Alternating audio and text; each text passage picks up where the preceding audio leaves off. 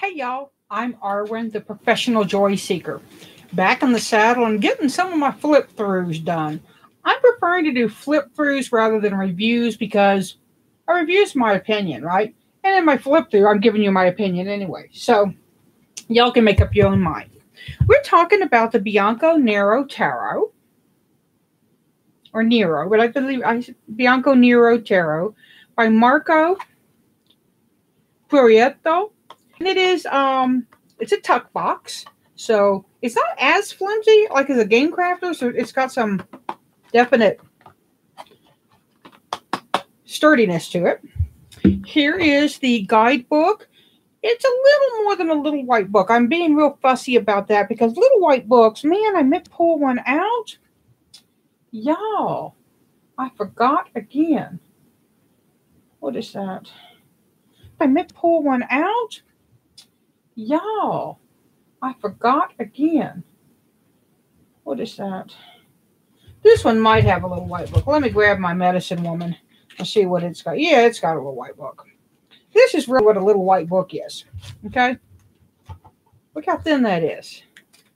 Now compare the two. All right? This one's much thicker. There's a lot more going on here. It could eat this one. But this is the old school. This is the new school. So we're going to take a look at Bianco Nero, and it is black and white. Bianco white, Nero black.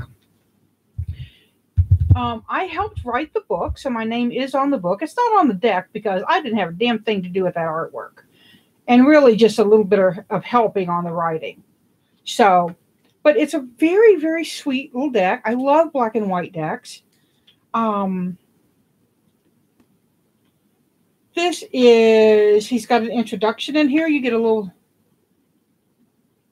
illustration from him and talks about black and white tarot blends a classic iconography of the Visconti tarot with the modern illustrations of the Rider-Waite tarot. Seeks to stay true to the images, symbolism, and figures used in those popular tarot decks. Hand-drawn black and white ink illustrations on paper. The style of line drawing was inspired by Gustave Doré's antique engravings and Albrecht Dürer's woodcuts and chalcography. I don't know how to say that well at all, as well as Sergio Topi's modern illustrations. So he says there's a fantastical touch with a dreamlike side. It's a really in-depth introduction. I really like that it gives you an idea. And it talks even about the back of the cards. It gives you some idea about why he chose the 8-sided card and the symbols on the sides. And it is reversible. Boop. Boop. Okay. So let's take a look at this. A nice title card.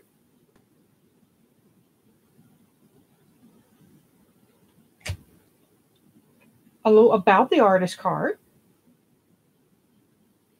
And there are, I believe there is a, there's a couple of, Jody Barbesi and Karen Boginski deliver a black and white goal spread back here. And the client goal, it gives you a sample, was I want to make a quilt.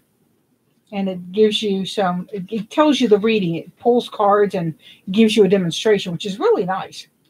He was born in 1982. Good God, I was graduated from high school before he was born. But let's take a look. And I'm going to do my flip through. And sometimes I go a little fast. So we'll just take a look. You can already get a flavor for it with the Fool. I adore his Magician. High Priestess, pretty classic.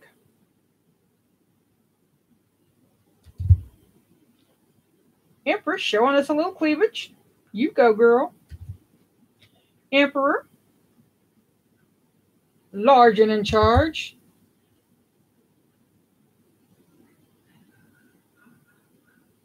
Now, I've got to say it. Is that Bob Newhart?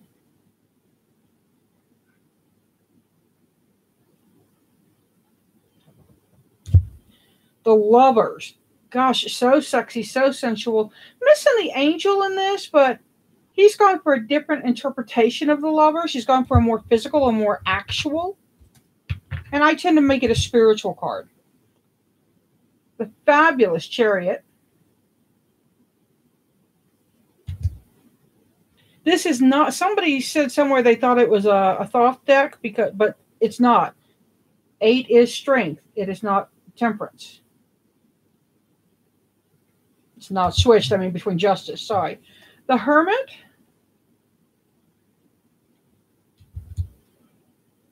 And notice that's a 6-pointed star there for his lantern. Wheel of Fortune.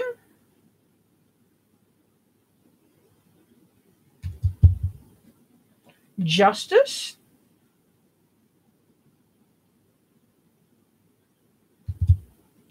Hanged Man.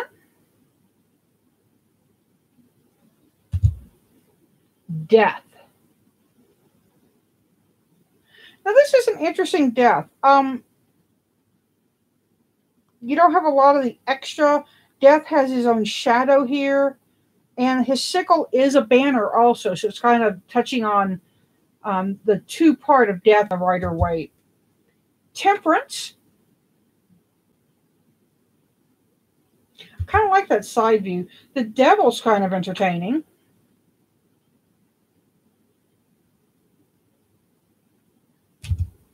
The Tower. Boom. The Star. I like her more casual position. The stars back there are pretty copacetic for the Rider-Waite, right? But there are some differences here. The Moon, very Rider-Waite.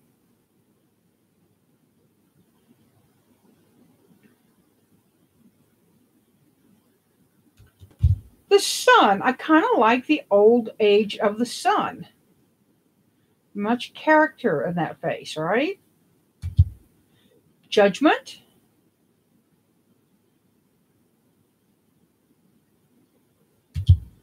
The World. There she is with all the 4 around her. It's really a nice representation. Now let's get into, I really love the cross hatching of these pieces, like on the clouds. I love that work. 2. Very iconic Rider-Waite, but with his own flair. Wands.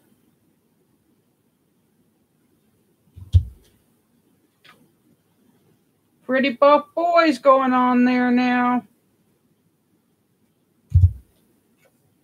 6.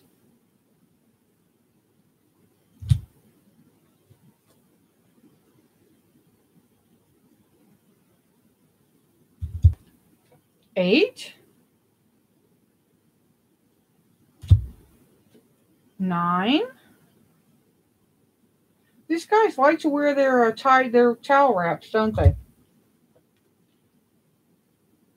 10. Now this is an interesting 10 to me.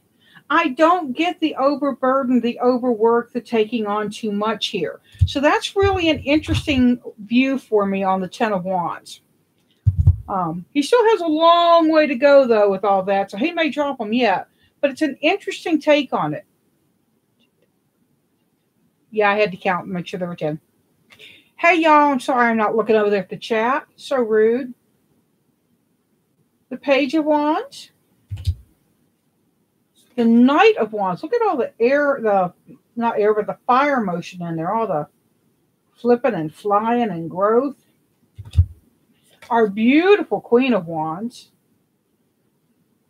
She's got the cat, the sunflower, and cleavage. I don't think she's wearing any underwear. I'm being silly. Here's the King I like that he has almost a trident there for his wand. He's definitely got the salamander in the back. Lots of nice stuff going on here. Very traditional Ace of Cups. Two of Cups. Three. They almost look a little snitty. They almost look mean girly to me here. That's interesting. 4 cups. 5. Here's a 6 of cups. We saw that in the opening of the book. And this is the guardian of youth. Really nice rendition of the 7 of cups. I like that the dragon is actually holding the cup rather than in the cup.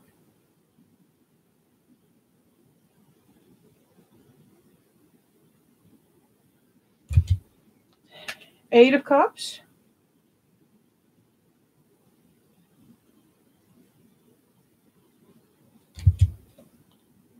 9 of cups. Kind of an interesting 9 of cups. The 10.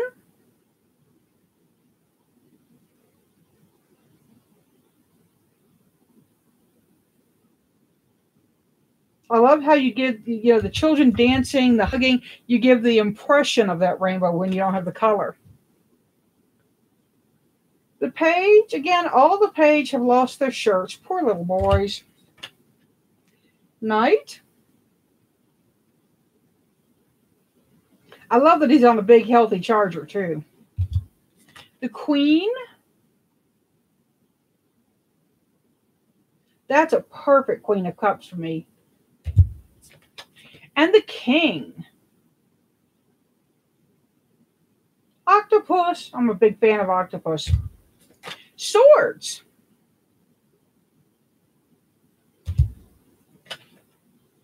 Classic, but a little twist on it, right? A little extra there.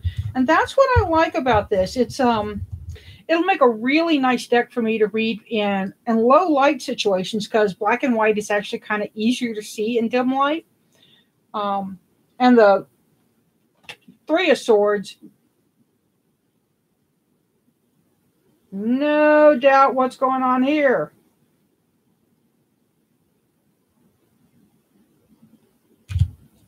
Four.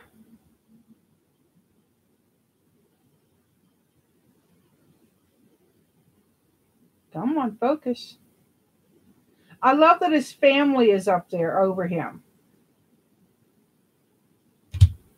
5. Look at those clouds back there, enhancing the mood of this card. 6. Now this one for me is a little different, because I like my 6 of Swords to show the boat going from one to the other. It's kind of hard to see in this. It is octopi, I'm sure, but I like octopuses. Octopuses. That sneaky bastard.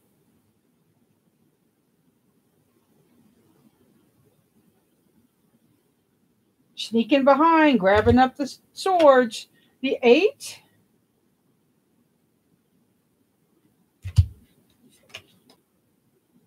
The 9.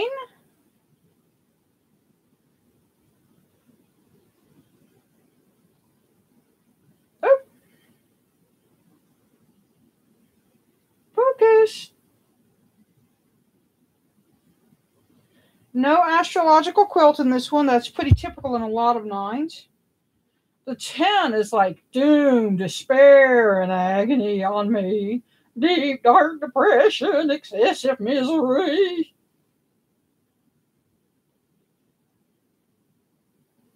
Okay, focus on my fingernails. Thank you.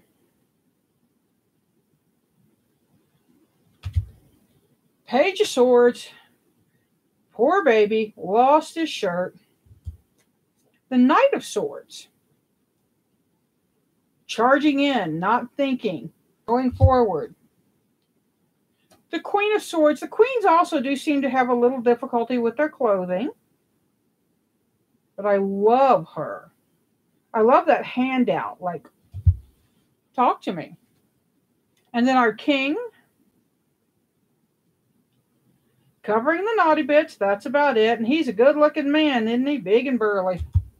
Here's our Ace. Look at the detail on that Ace of Pentacles. Let me see if I can get my hand up here.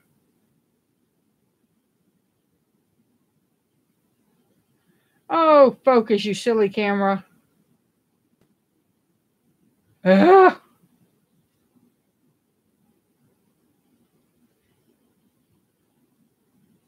Okay, there we go. Look at that. Looks like you just peel it right off the card. And I like that I've never noticed this other that it's not quite finished. There's work to be done. That's a nice pick on it. Our 2.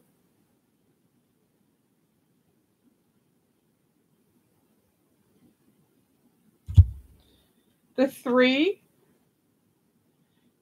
Now here he's working alone rather than with others. So that's an interesting call on that one.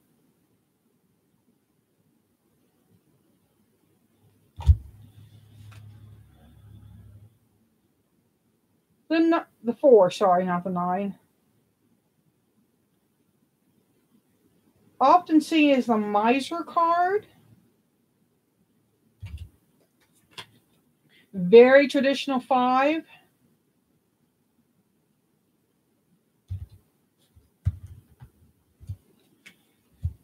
The 6, my card of generosity.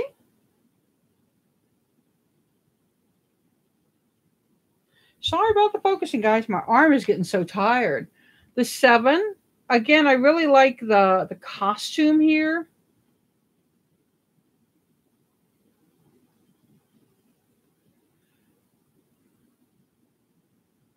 I'd really love it if it would actually focus.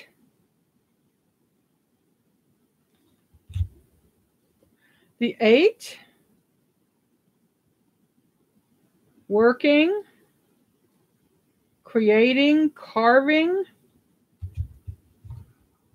You know, he talks about the woodcut artist that he kind of modeled some of this on, and I wonder if that might not be the woodcutter. I don't know. Here's our beautiful 9 of Pentacles. Powerful woman. All the things I love about that 9. Here's the 10. Typically we see generations, and we've got those in this card. The adults, the older man, the child, the dog. Look, the Page of Pentacles. Oh my. He too is missing his shirt. I'm seeing a theme here, and I like it. The Knight of Pentacles. An important thing on the Knights, if you look at the horses, the hooves are in different positions. And if you have studied statuary or anything of that, I've studied something like battleground history, the way the horse's hooves are has a lot of meaning. All 4 hooves on the ground means whomever the figure on the horse is died of natural causes or not in battle. So it's a really interesting thing to look at. Here's our pretty, pretty queen. Oh, she's pretty.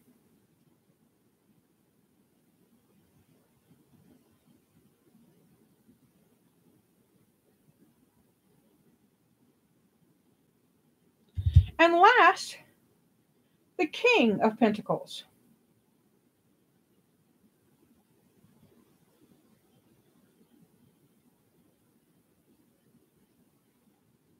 I do like this deck. I will be reading with it and testing it out. I won't be doing readings with it today. I've got other things that I've got to go get done today. It's already almost 4 o'clock. So, but I wanted to get this done for you so that you had this. I did the Practical Tarot Wisdom deck yesterday. And tomorrow, if I can, it may not be tomorrow, we have on deck the New Era elements, another black and white, and then we'll be looking at Jillian C. Wild's the Naked Heart Tarot. I just got this in the mail. Cannot wait to dive into that one. But thanks for showing up. I hope this gives you a look at the Bianco Nero, I'm not an Italian speaker, obviously, tarot. Thanks for sharing it. And thanks for showing up, guys. Seek joy. Pass it on.